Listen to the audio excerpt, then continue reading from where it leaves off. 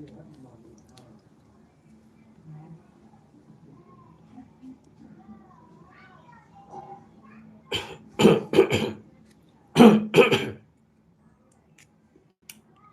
းလုံးပဲပေါ့နော်လိုင်းပေါ်မှာရှိကြတဲ့အကူအမများအားလုံးပဲမင်္ဂလာပါလို့เนาะကျွန်တော်လူတရကနှုတ်ခွန်းဆက်ပါတယ်ဗျအဲ့တော့လာမဲ့ပွဲပေါ့နော်လာမဲ့ပွဲက17ရက်6လကနေကျွန်တော်တို့15ရက်6လပေါ့နော်တပတ်စာမွေးကနန်းလိုက်ပေါ့ကြံခဲ့တဲ့ပွဲတုန်းကတော့မွေးကနန်းလိုက်ကကျွန်တော်မွေးကနန်း3မျိုးထုတ်တာ1မျိုးပဲထွက်သွားတယ်ပေါ့နော်နောက်တစ်ခုကပါလဲဆိုတော့အခွေထွက်တယ်ပေါ့ဆိုတော့ဒါပေမဲ့တဲ့ခက်တာကအဲ့ဒါလို့ဆိုရင်အဆင်မပြေဘူးပေါ့ကျွန်တော်လူတွေအတွက်เนาะဒါအောင်ဒီပွဲမှာတော့ကျွန်တော်တတ်နိုင်ဆုံးမွေးကနန်းကိုထိထိမိမိနဲ့ကြုံပေးထားပါလေလို့เนาะအဲ့တော့ကြုံနိုင်တယ်လို့လဲမွေးကနန်းကိုကြုံပေးထားတယ်လို့အကောင်းဆုံးလဲကျွန်တော်ကြည့်ပေးထားပါလေပေါ့เนาะနောက်တစ်ခုကပါလဲဆိုရင်ကျွန်တော်အနေနဲ့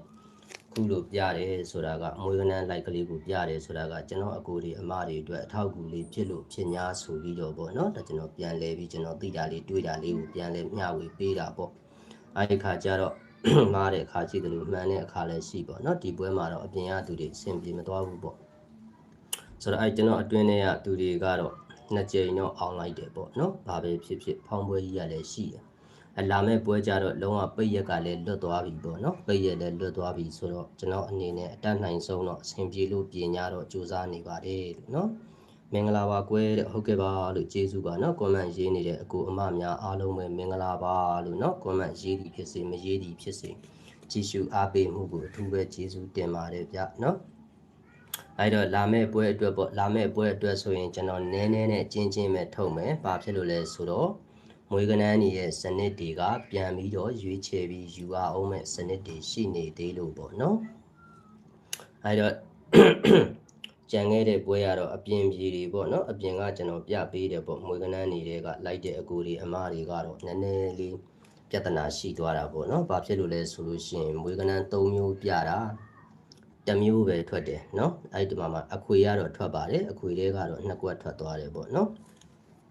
ဘာပဲဖြစ်ဖြစ်အဲ့ဒါကအရင်အမြင့်မကြဘူးပေါ့ကျွန်တော်အကိုတွေအမတွေအတွက်အဆင်ပြေရမှာက1မျိုးထုတ်လို့1မျိုးထွက်မှာအဆင်ပြေမှာအဲ့တော့ကျွန်တော်အနေနဲ့အတတ်နိုင်ဆုံးကျွန်တော်ရွေးချယ်ပေးထားတယ်ဒီပွဲမှာပေါ့เนาะမွေးခွက်ကြိုက်တဲ့သူကမွေးမထွက်ရင်ထိပါတယ်တဲ့ဟုတ်ပါတယ်လို့အဲ့ဒါအမှန်တရားပါเนาะမွေးခွက်ကိုလည်းအမှန်တကယ်ကလည်းမွေးခွက်ကိုလည်းမကြိုက်လို့မရဘူးเนาะဘာဖြစ်လို့လဲဆိုရင်ကျွန်တော်တို့မွေးခွက်ကသာကျွန်တော်တို့ကိုစနစ်တစ်ခုအဖြစ်ပြန်လဲပြောင်းလဲပေးနိုင်တာဘာကြောင့်လဲဆိုတော့ကျွန်တော်တို့စကားပုံနဲ့ဒါပုံမှန်ပေါ့เนาะပုံမှန်အတိုင်းရှိတယ်ဘာလဲဆိုတော့ဖော်မြူလာပေါ့ဖော်မြူလာမနိုင်ရင်မွေးခွက်ကိုကင်လို့မရဘူးမွေးခွက်ကိုမကင်နိုင်ရင်ဒိုင်စားကိုလှော်ဆန်လို့မရဘူးဒိုင်စားကိုလှော်ဆန်ခြင်းရင်မွေးခွက်ကိုပိုင်ပိုင်နိုင်နိုင်ကင်ရတယ်မွေးခွက်ကိုပိုင်ပိုင်နိုင်နိုင်ကင်ဖို့ဆိုတာဖော်မြူလာနိုင်ဖို့လိုတယ်အဲ့တော့ဖော်မြူလာမနိုင်မွေးမကင်နဲ့တဲ့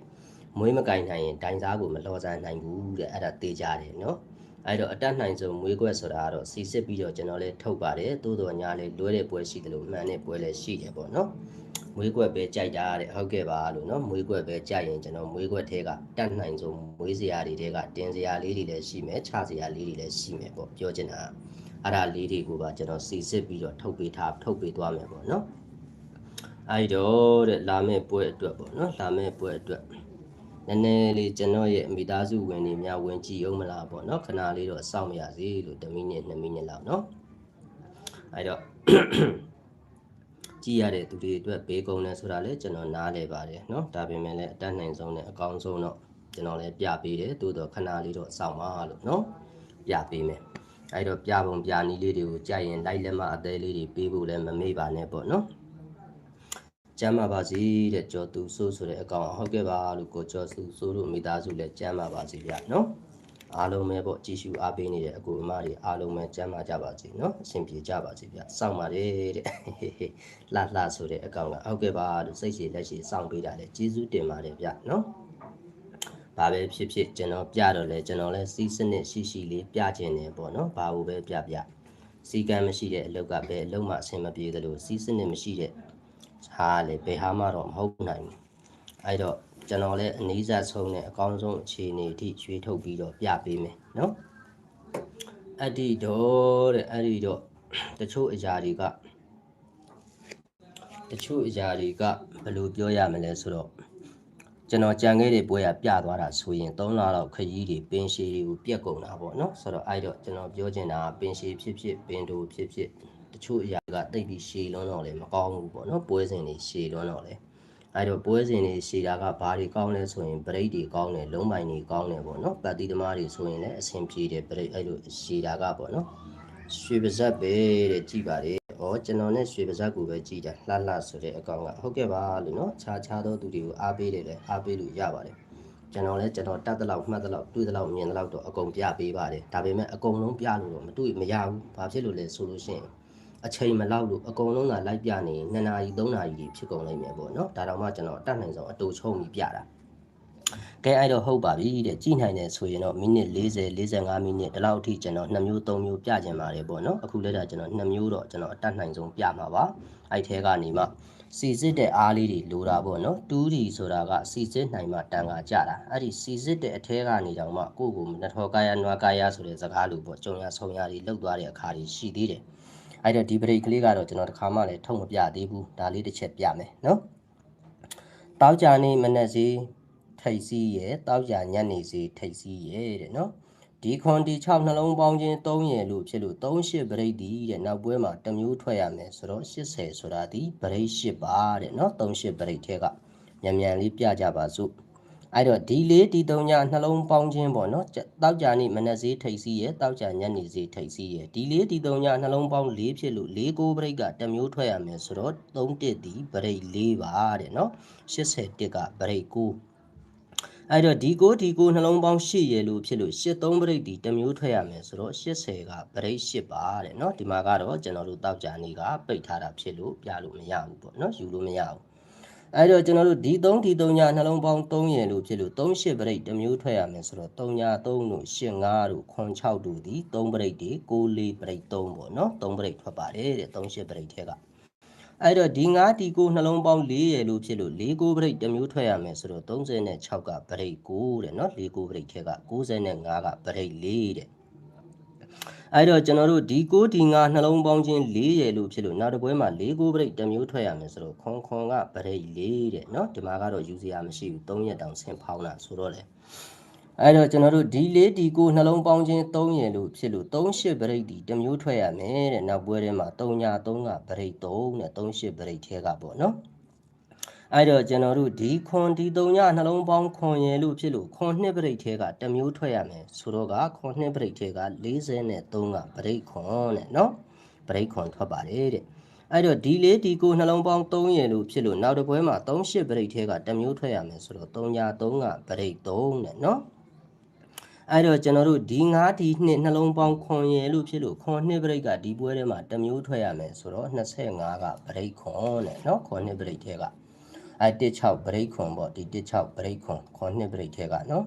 အဲ့တော့ဒီ4ဒီ1နှလုံးပေါင်း9ရယ်လို့ဖြစ်လို့အောက်ကဘာထောက်ပြန်တာလဲ9ရယ်လို့ဖြစ်လို့9 3ညပရိတ်တစ်မျိုးထွက်ရမယ်ဆိုတော့50ကပရိတ်9 3ည5ကပရိတ်9 3နှစ်ကပရိတ်9 3ည5ကပရိတ်9တဲ့နော်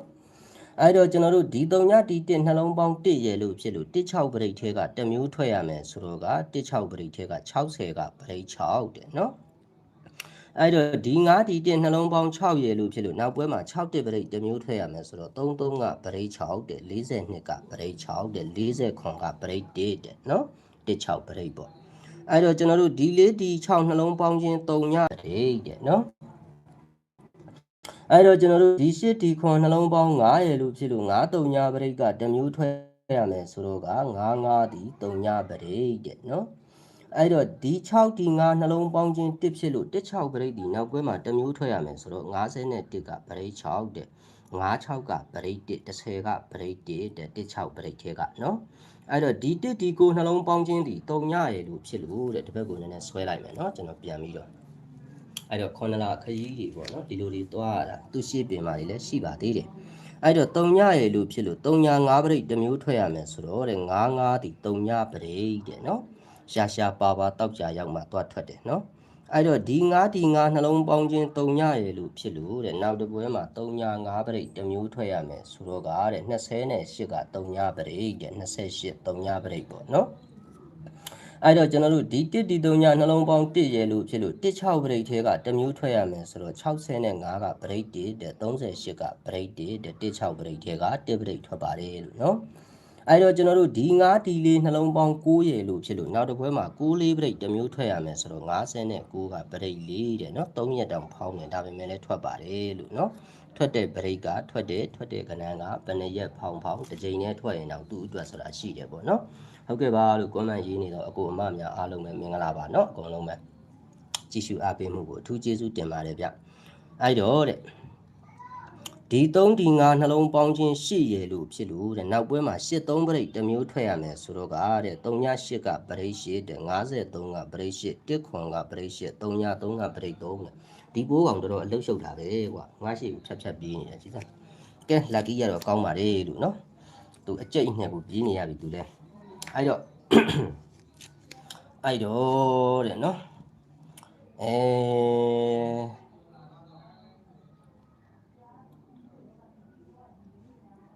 အဲ့တော့တဲ့နောက်တစ်ချက်ပေါ့နော်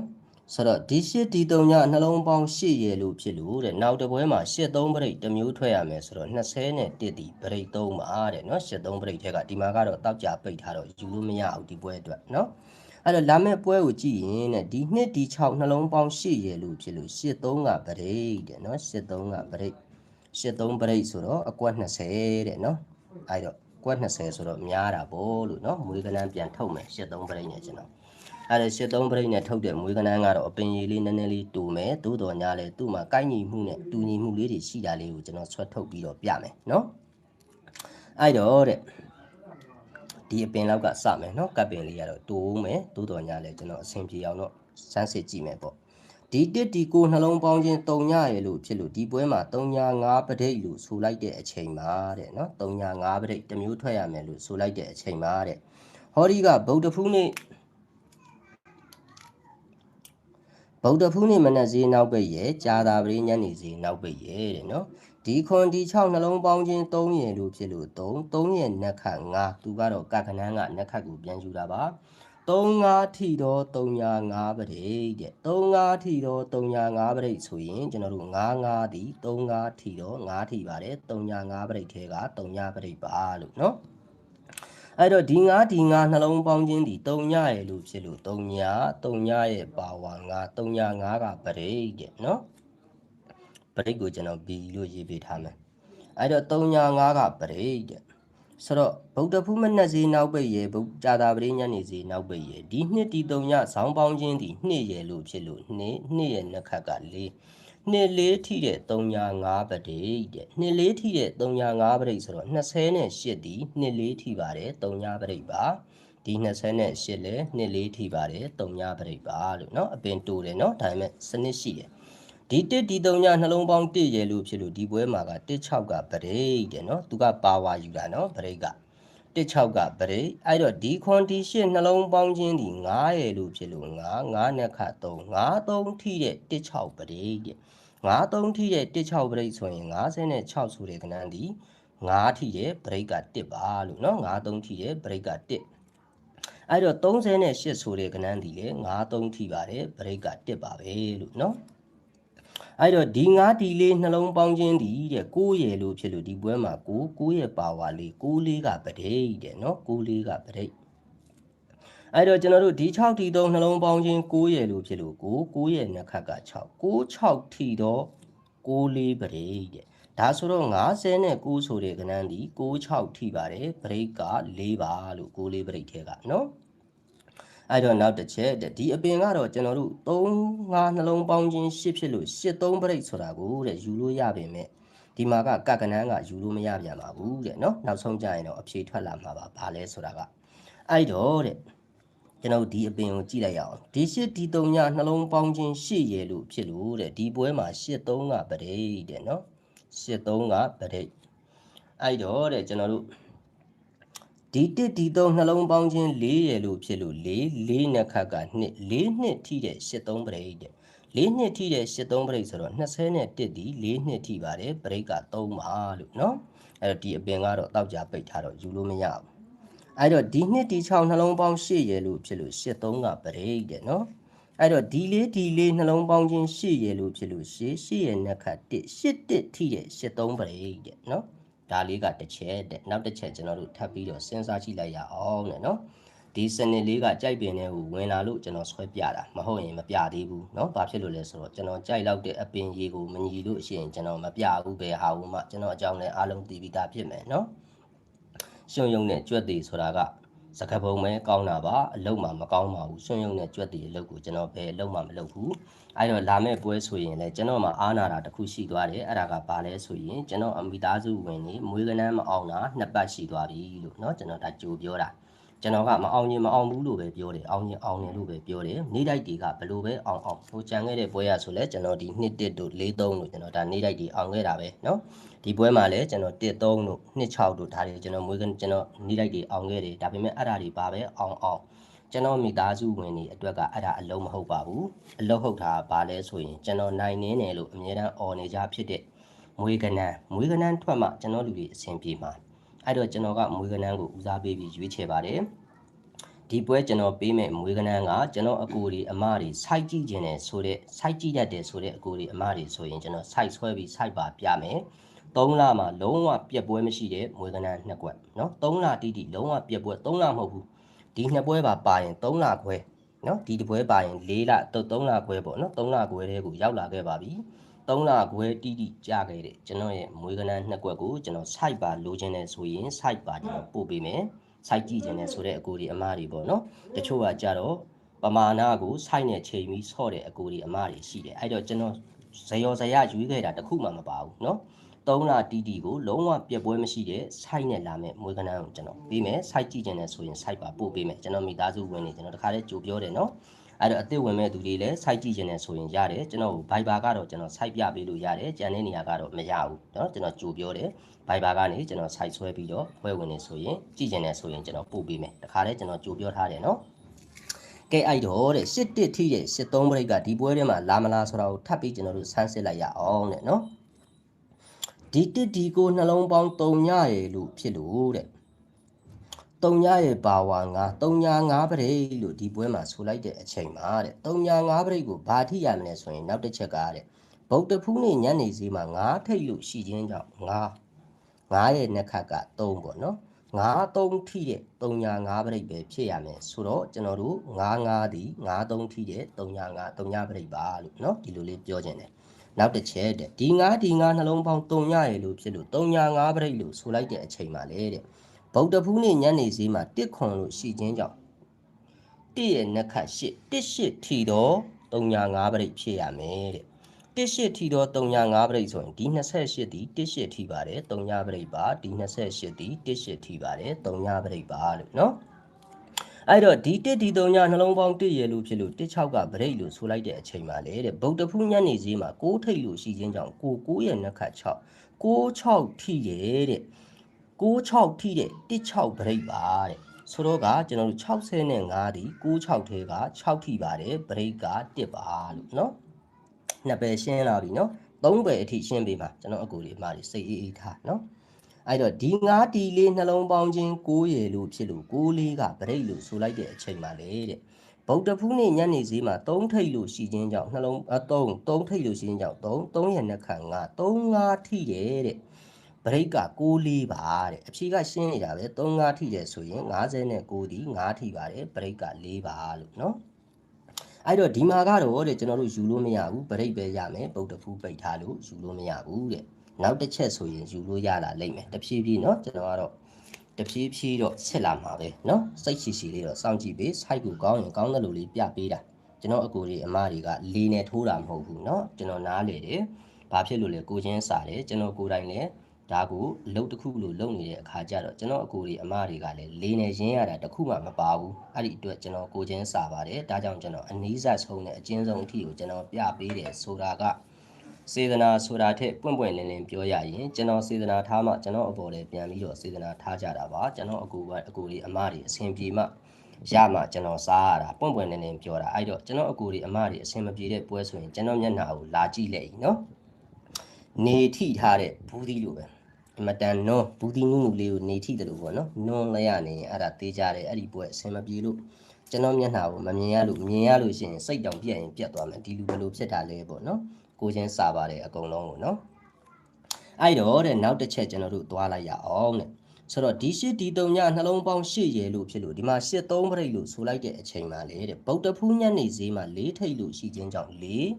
4ရဲ့နှက်ခတ်2 4နှစ်ထိတဲ့8 3ပရိတ်ပါပဲတဲ့ဆိုတော့20နဲ့1ဒီ4နှစ်ထိပါတယ်ပရိတ်က3ပါလို့နော်အဲ့တော့ဒီအပင်ကတော့ယူလို့မရဘူးတဲ့ရတဲ့အပင်ကြီးရောက်လာပါလိမ့်မယ်အဲ့တော့ဒီနှစ်ဒီ6နှလုံးပေါင်း8ရယ်လို့ဖြစ်လို့8 3ကပရိတ်တဲ့8 3ပရိတ်ကိုဘာထိရမလဲဆိုရင်တဲ့ကျွန်တော်တို့ဗုဒ္ဓဖူးညနေဈေးမှာတစ်ထိတ်လို့ရှိခြင်းကြောင့်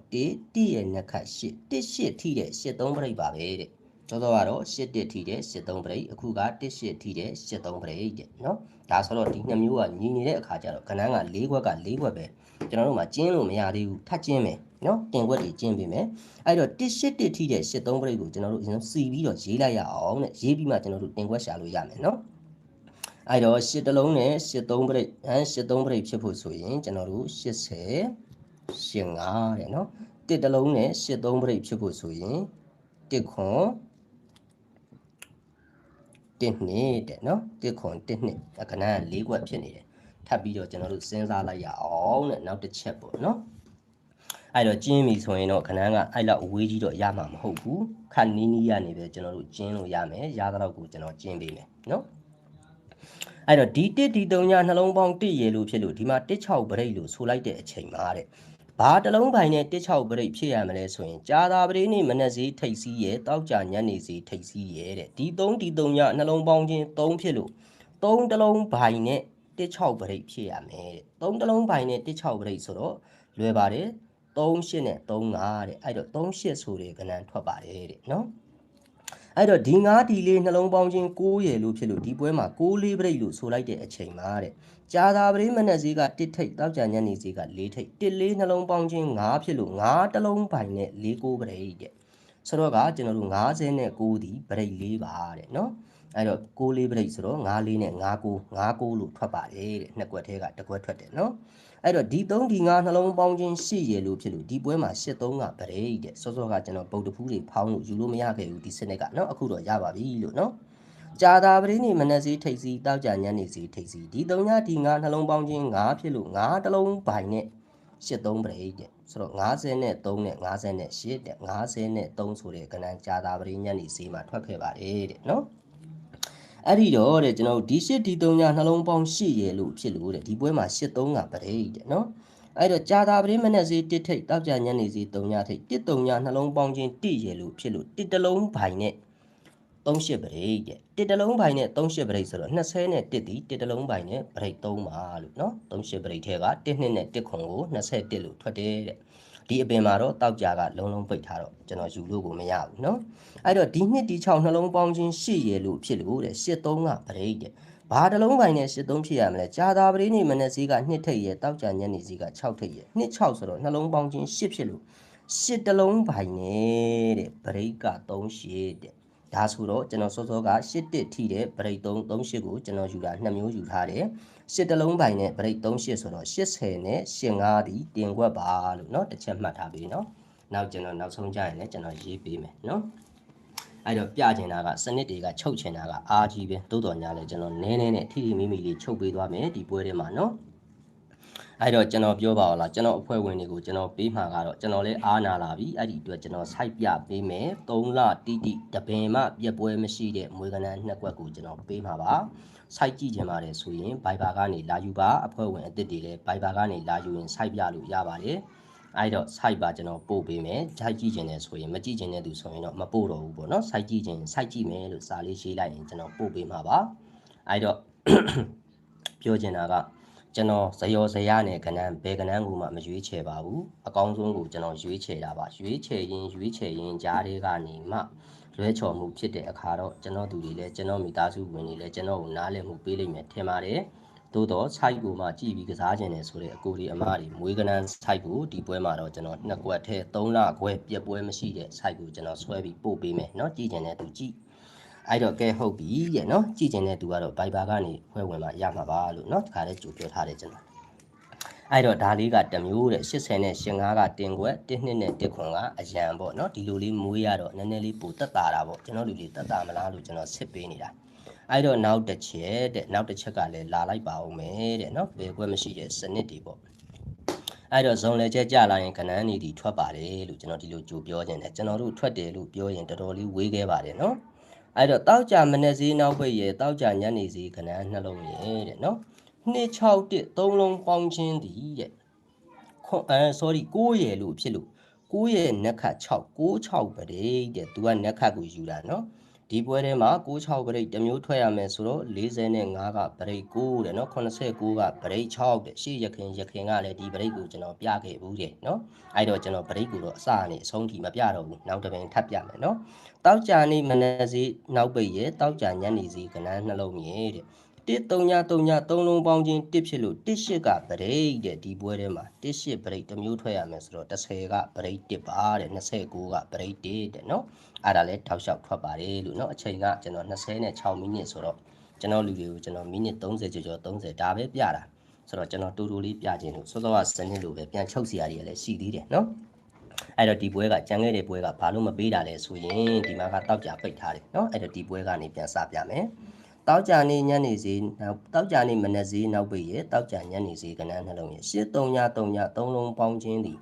6ရယ်လို့ဖြစ်လို့ဒီပွဲမှာ69ကပရိတ်တဲ့69ပရိတ်ထဲကဘာထွက်လဲဆိုရင်54တို့90တို့ကပရိတ်9တွေတဲ့နော်အဲ့တော့ဒီပွဲကိုကြည့်မယ်ဆိုရင်တဲ့လာမဲ့ပွဲမှာတောက်ကြနေမနက်စီက6အပိတ်တောက်ကြညနေစီက63 663လုံးပေါင်းချင်း9ရယ်လို့ဖြစ်လို့9ရယ်နဲ့ခတ်3 53ကပရိတ်တဲ့နော်လာမဲ့ပွဲမှာအဲ့တော့53ပရိတ်ကိုကျွန်တော်နှစ်ပဲပြန်ရှင်းပေးပါမယ်လို့နော်တည်ချာလေးကြည့်ထားမလွဲနိုင်ပါဘူးပေါ့နော်စနစ်ကောင်းရင်တော့လွဲဖို့ရကြက်တဲပါတယ်သို့တော့စနစ်တွေကတော့တစ်ခါတည်းမှရိုက်နေဒီစနစ်လေးကိုကြိုက်လို့ဒီကဏ္ဍကျွန်တော်ပြန်ထည့်ပေးတာဒီပွဲမှာနော်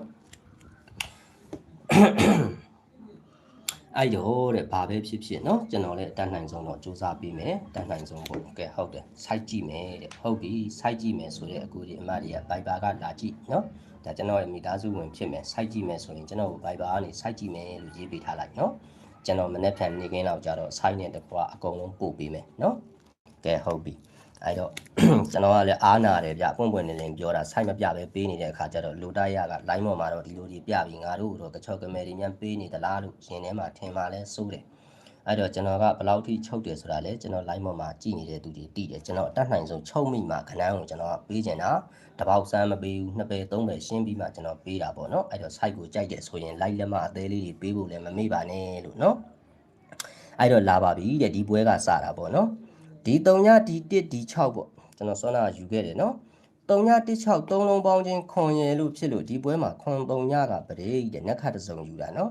အဲ့တော့ခွန်3ညပရိတ်ကိုဘာနဲ့ပြီးရမလဲဆိုရင်3လုံးပေါင်းချင်းခွန်ရယ်လို့ဖြစ်လို့ခွန်ရဲ့နက်ခတ်3ညခွန်3ညပရိတ်ဖြစ်တယ်လို့ခွန်3ညထိတဲ့ခွန်3ညပရိတ်ပဲဖြစ်ရမယ်တဲ့အဲ့တော့ကျွန်တော်တို့ဘာထိလဲ80ဆိုတဲ့ကဏ္ဍထွက်ခဲ့ပါတယ်တဲ့ခွန်3ညထိရဲ့ခွန်3ညပရိတ်က80တဲ့ဒီပွဲထဲမှာတူတူပြောမယ်နော်ဒါလည်းအားလုံးသိပြီးသားအဲ့တော့ဒီ1ဒီ6ဒီ4 3လုံးပေါင်းချင်း1ဖြစ်လို့18ထိတဲ့18ပရိတ်တဲ့ဒီပွဲထဲမှာ18လည်းထိရမယ်18ပရိတ်လည်းဖြစ်ရမယ်အဲ့တော့ဘာထွက်လဲ1ခွန်ဆိုတာဒီ18လည်းထိတယ်1ခွန်18ပရိတ်လည်းဖြစ်တယ်เนาะ1ခွန်ဆိုတော့အဲ့တော့ကျွန်တော်ပြောတာလေးကိုသဘောပေါက်မှာပါเนาะကျွန်တော်လူတွေကိုနောက်တစ်ချက်မပြရသေးတာလေးကိုထပ်ပြမလို့ကျွန်တော်ဒါကိုမြန်မြန်ချုပ်လိုက်တာเนาะအဲ့တော့တဲ့ဒီကိုရောက်တဲ့အခါကျတော့ဒီ6ဒီ6 sorry ဒီမှာအရင်ပြမယ်เนาะ8-3-8 3လုံးပေါင်းချင်း6ရယ်လို့ဖြစ်လို့69ကပရိတ်တဲ့69ပရိတ်ကိုဘာထိရမလဲ69ထိရဲ့69ပရိတ်ပဲဖြစ်ရမယ်တဲ့အဲ့တော့ကျွန်တော်တို့ဘာထိသွားလဲ90ဆိုပြီးတော့6တလုံးနဲ့ထိသွားပါတယ်တဲ့နော်အဲ့ဒီတော့တဲ့နောက်တစ်ချက်ဒီအပင်ကိုကြည့်ရင်တဲ့663ဆိုတာဖြစ်တဲ့အတွက်9ရယ်လို့ရလို့53ပရိတ်လို့ဆိုတဲ့အချိန်မှာလေတဲ့53ပဲထိရပါမယ်တဲ့53ထိတဲ့53ပရိတ်ပါတဲ့နော်53ထိတဲ့53ပရိတ်ဆိုရင်ကျွန်တော်ရေးပေးခဲ့မယ်5ပရိတ်ဖြစ်ဖို့အတွက်ဆိုရင်50 58နောက်တစ်ခုက3နှစ်30ပေါ့နော်အဲ့တော့ကဏ္ဍက4ခွက်ဒီကဏ္ဍ4ခွက်ကဟုတ်ပါမလားပေါ့နော်မာပါမလားကျွန်တော်တို့နောက်တစ်ချက်ပြန်ပြီးထောက်ချက်လေးစဉ်းစားလိုက်ရအောင်တဲ့နော် ဒီ1ဒီ6ဒီ4 3လုံးပေါင်းခြင်းဒီရဲ့1ရယ်လို့ဖြစ်လို့ဒီပွဲမှာ1 8ပရိတ်လို့ဆိုလိုက်တဲ့အချိန်မှာတဲ့နော်သူကကြတော့နောက်တစ်မျိုးပြန်ယူမှာနော်ညီမညီကိုကျွန်တော်တို့စဉ်းစားမယ်တောက်ကြနေမနက်စေးထိတ်စီးရဲ့တောက်ကြနေ sorry ကြာတာပရိမနက်စေးနောက်ပိတ်ရဲ့တဲ့နော်ကြာတာပရိမနက်စေးနောက်ပိတ်တောက်ကြမနက်စေးထိတ်စီးဒီလေးနှလုံးပေါင်းခြင်း8ရယ်လို့ဖြစ်လို့8ရဲ့နက်ခတ်1သူကလည်းနက်ခတ်ကိုပဲယူတာနော်8ထိတယ်8ပရိတ်ပါပဲတဲ့အဲ့တော့ကျွန်တော်တို့1ခွန်ဆိုတာ8ထိတယ်8ပရိတ်ပါပဲတဲ့နောက်တစ်ပင်ပေါ့နော်ဒီ3ဒီခွန်ဒီ9 3လုံးပေါင်းခြင်း9ရယ်လို့ဖြစ်လို့9နက်ခတ်6 6ကပရိတ်တဲ့နော်အဲ့တော့ဒီ6နှလုံးပေါင်းခြင်း4ရယ်လို့ဖြစ်လို့4ရဲ့နက်ခတ်2 4ထိတဲ့6ပရိတ်တဲ့အဲ့တော့4နှစ်ထိတဲ့6ပရိတ်ဆိုရင်ဘာထွက်သွားလဲဆိုတော့54ဒီ4နှစ်ထဲက4ထိပါတယ်ပရိတ်က9ပါလို့နော်အဲ့တော့နောက်တစ်ပင်နဲ့ဒီ6ဒီ9ဒီ4 3လုံးပေါင်းခြင်းဒါလေးကမပြရသေးလို့ကျွန်တော်အစားဆုံးပြတာเนาะဒီစနစ်လေးကိုပြန်ချုပ်ပြတာအဲ့တော့9ရယ်လို့ဖြစ်လို့တဲ့9 3ကပရိတ်တဲ့เนาะအဲ့ဒီ9 3ပရိတ်ကိုမှကျွန်တော်တို့ကဒီ9ဒီ6နှလုံးပေါင်း1ရယ်လို့ဖြစ်လို့1ရဲ့နက်ခတ်8 1ထိတဲ့9 3ပရိတ်တဲ့1ထိတဲ့9 3ပရိတ်ဆိုရင်20နဲ့1ဒီ1ထိပါတယ်ပရိတ်က3ပါဟောဒီက1ခွန်ဒီ1ထိပါတယ်ပရိတ်က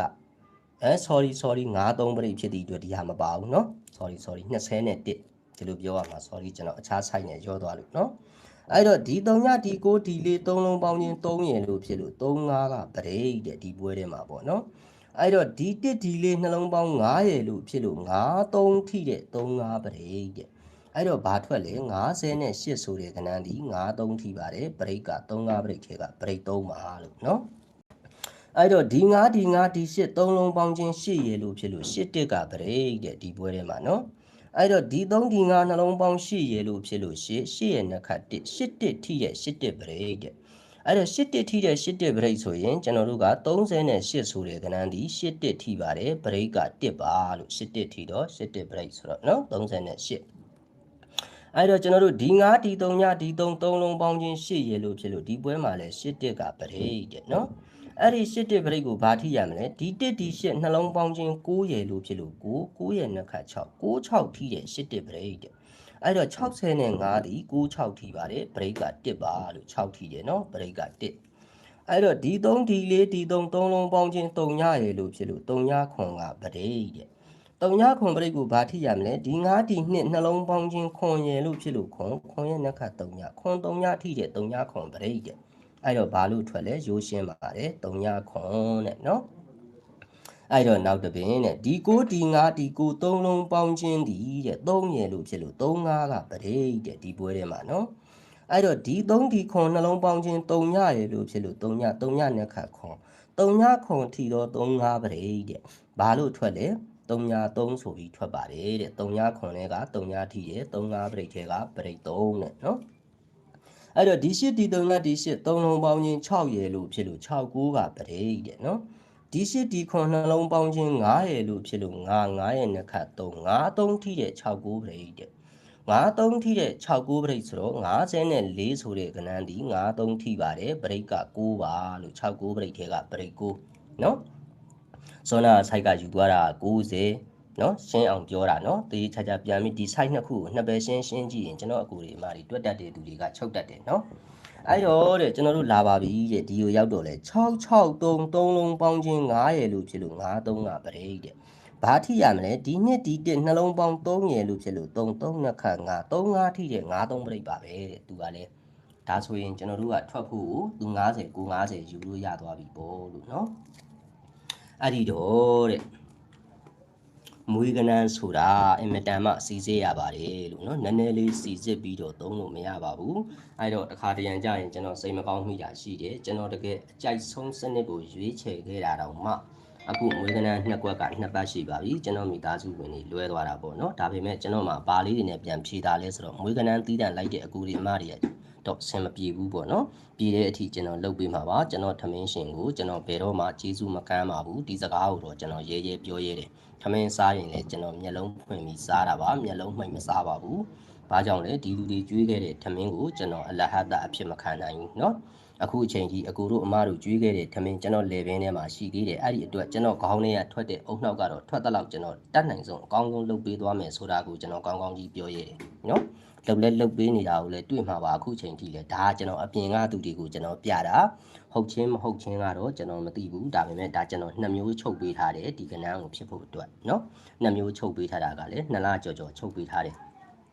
အဲ့တော့စောစောကကဏ္ဍဆိုရင်ကျွန်တော်တင်ခွက်ရွေးပေးထားတယ်ကဏ္ဍ၄ခွက်ထဲမှာ2ခွက်တင်မွေးเนาะဒီဟာဆိုရင်တော့4ခွက်လုံးကိုကြိုက်တာကိုမွေးပေါ့เนาะကြည့်ရတာလဲတန်မယ်လို့ထင်ပါတယ်ကြိုက်ရင်တော့လိုက်လက်မအသေးလေးတွေလည်းပေးနိုင်ပါတယ်เนาะအဲ့တော့မိသားစုဝင်ခြင်းနဲ့ဆိုတဲ့အကိုတွေအမတွေလည်းမိသားစုဝင်မယ်ဆိုရင်ဝင်လို့ရပါပြီလို့เนาะအဲ့တော့ပြောချင်တာကလာမယ့်ပွဲမှာကကျွန်တော်ပေးမှာဒီ3လပွဲတိတိပြက်ပွဲမရှိတဲ့မွေးကဏ္ဍ2ခွက်Viber ကနေလာယူစိုက်ကြည့်ခြင်းနဲ့ဆိုရင်တော့ Viber ကနေလာယူเนาะအဖွဲ့ဝင် Viber ကနေမိသားစုဝင်ရင်ကျွန်တော် Viber ကနေပြန်ပြီးတော့ကျွန်တော် site ပါပို့ပေးလို့ရတယ်เนาะ site ပါပို့ပေးမယ်ယုံကြည်သည်ဖြစ်စေမယုံကြည်သည်ဖြစ်စေမိမိတို့ဒီ site ကိုကြိုက်တယ်ဆိုရင်ကစားလို့ရအောင်လို့ကျွန်တော်ကပို့ပေးတာเนาะအကိုတို့အမတို့ကအလကားလေးနဲ့ကစားနေတာမဟုတ်ဘူးတကယ်ကိုပြင်းပြင်းထန်ထန်ကစားနေရတာကျွန်တော်သိတယ်เนาะအဲ့တော့ကျွန်တော်လည်းအတတ်နိုင်ဆုံးရင်းနေတယ်ဘာတွေရင်းနေလဲကျွန်တော်အုံနောက်နဲ့လည်းရင်းတယ်လို့လူကိုယ်တိုင်လည်းရင်းနေရတာတွေအများကြီးရှိတယ်ပေါ့နော်အဲ့တော့တဲ့အဲ့ဒီတော့ကလာမယ့်ပွဲကတဲ့ကျွန်တော်တို့ဘယ်ကစမလဲဆိုရင်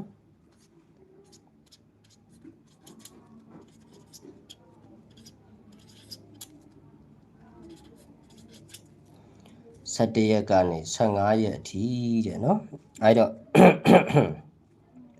ကျွန်တော်တို့ပဒိတ်ပေါ့เนาะပရိတ်အနေနဲ့ဆိုရင်တဲ့ပရိတ်ကိုအရင်ရေးပေးမယ်เนาะပရိတ်အနေနဲ့က8-1ပရိတ်တဲ့เนาะ8-1ပရိတ်ထဲမှာမှကြိုက်တယ်ဆိုလို့ရှိရင်ကျွန်တော်တို့ main ပေါ့เนาะ main တင်ရမယ့်မွေးခွက်ကဘာလဲဆိုလို့ရှိရင်ဟုတ်ပြီ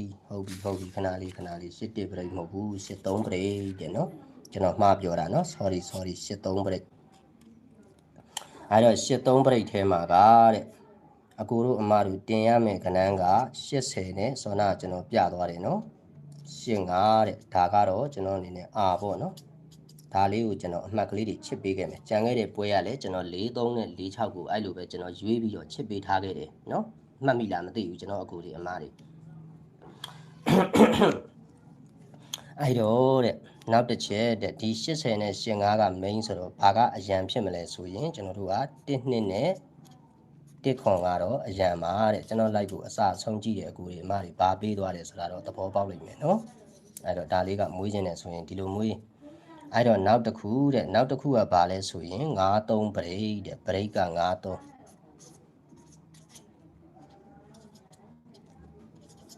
53ပရိတ်မှာဘာတွေတင်ခွဲပေးထားလဲဆိုရင်50 58ပေါ့နော်သူကတော့တင်ခွဲမရှိဘူးရွေးခွက်ကိုရွေးလို့မရတာပယ်အောင်ရှင်းအောင်ကိုကျွန်တော်မရွေးနိုင်ဘူးပေါ့နော်အဲ့တော့နောက်တစ်ခုကဘာလဲဆိုရင်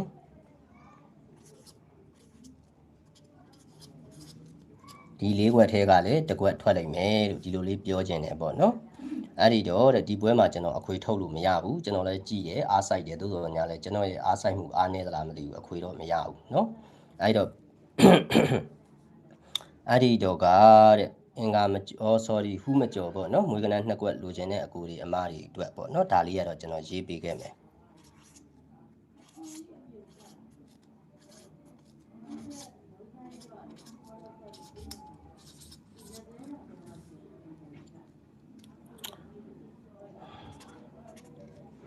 ခွန်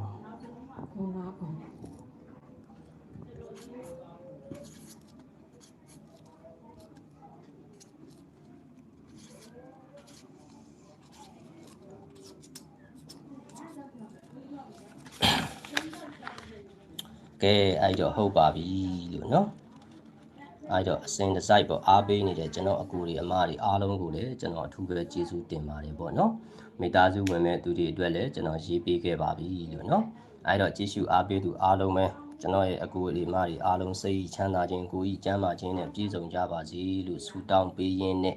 ကျွန်တော်ရဲ့လိုက်လွင်ပြသမှုကိုဒီမှာတင်အဆုံးသတ်ခဲ့ပါတယ်ဗျအားလုံးပဲအဆင်ပြေကြပါစေအောင်မြင်ကြပါစေဗျ